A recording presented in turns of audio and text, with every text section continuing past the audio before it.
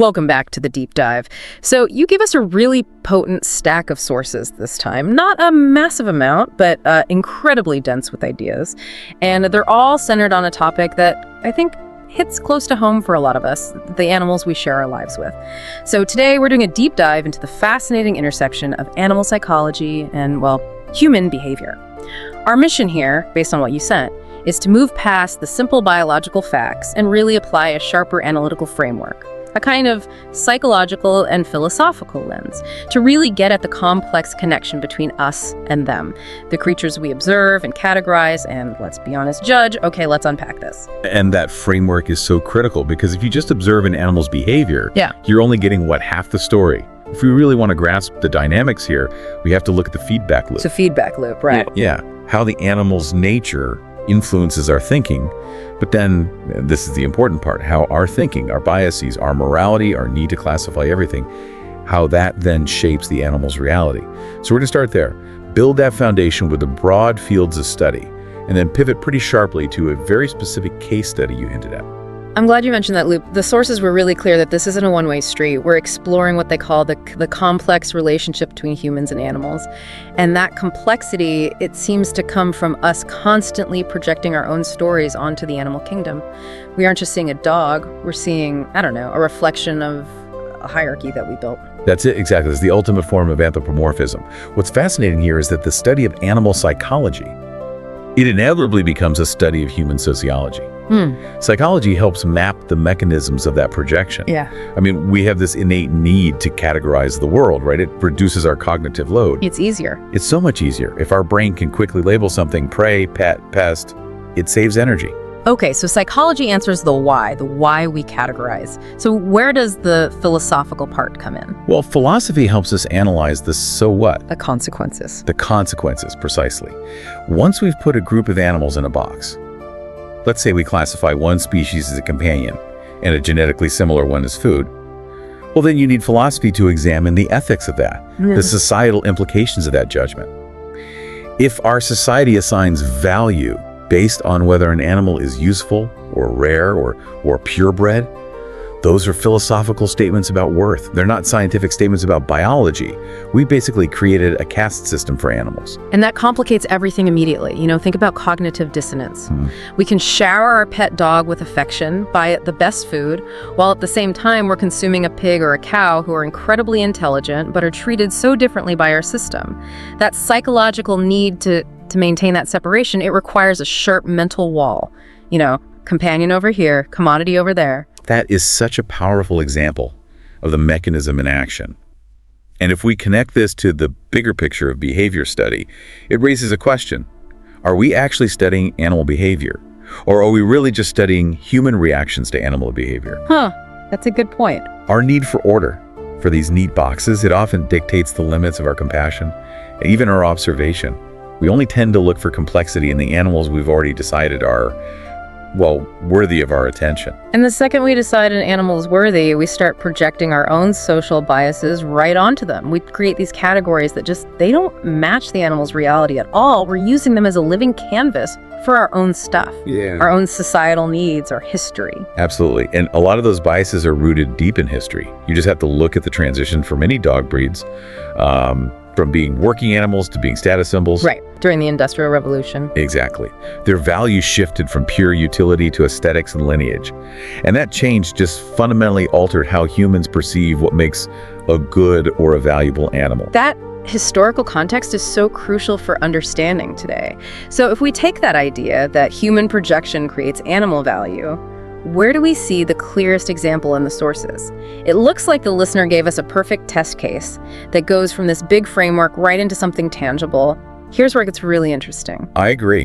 This case study, it works as this immediate and kind of startling microcosm of everything we've just been talking about, all the categorization and bias. Okay, so the specific focus from the source material is titled The Canine Mixed Breed Complex, How Society Views Different Breeds. And right away, that title tells you this isn't just about mutts versus purebreds. This is a highly charged sociological critique applied directly to the canine world. And we have to start with the language. Just look at the word complex. That's not an accident. It pulls directly from psychology and it's heavily loaded. It suggests this structured, often unconscious set of beliefs and biases that we apply specifically to dogs that are genetically diverse, the ones we label mixed breeds. The bias is literally baked into the words we use. Purebred implies pedigree, history, consistency, and, a higher financial or social value. But mixed breed, it's descriptive, sure, but in a social context, it implies a lack of definition, unpredictability.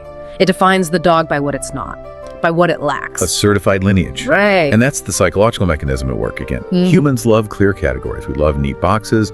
A Cocker Spaniel is predictable. A Border Collie has a known work ethic. The purebred is a cognitive shortcut.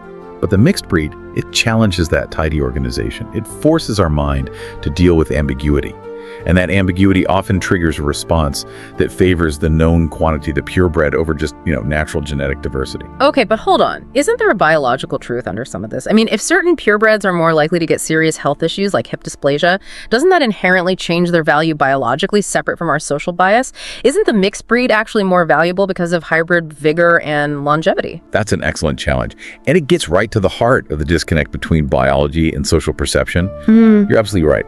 Biologically, the mixed breed often wins. They have a wider gene pool, fewer specific genetic disorders. That is the scientific truth. Okay. However, our society frequently values status and aesthetic consistency more than it values biological health. The human valuation system often prioritizes the perceived status of a pedigree dog, even if that pedigree comes with a higher vet bill and a shorter life. The social value just trumps the biological value. Wow. So we're not even dealing with facts about genetic health. We're dealing with human aesthetics, with status symbols. The complex dictates that the idea of a pure lineage is more important than the actual data on health. Precisely. And the second half of that title really drives the point home. How society views different breeds. This isn't only about the mixed breed complex. It's also about which specific purebreds we decide to stigmatize or elevate. You see these intense psychological burdens placed on breeds like pit bull types, for instance. And that's often driven by decades of media hype and legislative bans, all human-driven phenomena. And on the flip side, some breeds get elevated to this elite status, the rare imports, the so-called designer breeds, purely because of the human cultural value we attach to rarity or scarcity or cost. It's like the difference between a mass-market car and a vintage collectible. The basic function is the same, but the human-assigned status is just worlds apart. That is a perfect analogy. And this societal judgment, it has real, tangible consequences. We've seen data that suggests breed stereotypes often outweigh actual temperament when people assess risk, especially for things like housing or insurance. Oh, absolutely. And studies in shelters consistently show that a clear breed label, even if it's wrong, can speed up adoption. Meanwhile, the ambiguous status of a mixed breed can leave them waiting so much longer. That's heartbreaking. But it makes perfect psychological sense, doesn't it? The mixed breed exists outside our neat boxes, so it gets stereotyped as generic or unpredictable. And those are judgments that just reflect our discomfort with things that don't fit. We project our own discomfort onto the dog. And if we connect this to the bigger picture, this whole canine mixed breed complex is a stunning microcosm for that larger relationship we started with. The way we create a hierarchy for dogs based on ancestry, which, let's be honest, mirrors human systems of lineage or status. It just reveals those deeper psychological mechanisms we use for our own societal judgment, for categorization among ourselves. It's basically a cultural eugenics program that we've applied to our pets. We're showing our deeply held, often unconscious values about authenticity and purity and status through the animals we choose to either lift up or dismiss. This goes so far beyond just dog preference. It's a reflection of human social engineering. And that social engineering directly dictates who gets resources, which dogs are adopted first, which ones are sold for thousands of dollars, and sadly, which dogs are deemed worth the investment in a crowded shelter. An animal's quality of life is being decided by human perception, not by its own personality or its biological reality. And that really shows the power of using the psychological lens. It shifts the focus away from the animal's behavior and puts it squarely back on our own. We started by saying we needed a psychological and philosophical lens to understand the human-animal relationship, and we just used it to deconstruct one very specific, very real concept: breed perception. Exactly. We saw how just naming a dog mixed can trigger this whole cascade of human biases about purity, lineage, worth, and those biases have profound real-world consequences for these animals. So what does this all mean? At the end of the day, it seems the study of animal psychology is, maybe without meaning to be, a profound form of human self-analysis. We started this deep dive looking at animal psychology and human behavior. We applied these critical frameworks, and then we used the canine mixed brood complex to illustrate it all. It shows how deeply our need to categorize dictates value, even when it comes to the animals we claim to love. It's very insightful and sometimes uncomfortable mirror. It is. And the final thought I'd want to leave you with, building right on that theme, is this.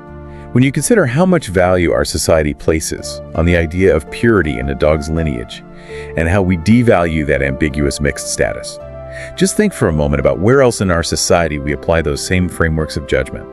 If we so readily project our biases about consistency and origin onto something as seemingly benign as a dog, how much more intensely are those same psychological mechanisms at play in our complex relationship with difference within our own species? It definitely gives you something deep to chew on.